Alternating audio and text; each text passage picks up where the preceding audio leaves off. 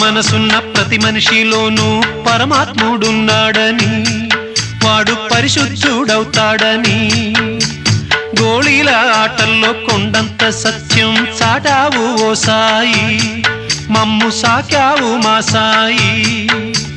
వాసనలు వేరైన వర్ణాలు ఎన్నైన పూలన్నీ ఒకటంటివి, నిన్ను పూజించ తగునంటివి.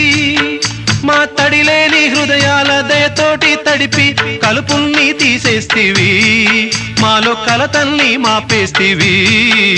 మా పాపాల తొలగించు దీపాల నీవే వెలిగించినావయ్యా, మమ్ము కరుణించినావయ్యా.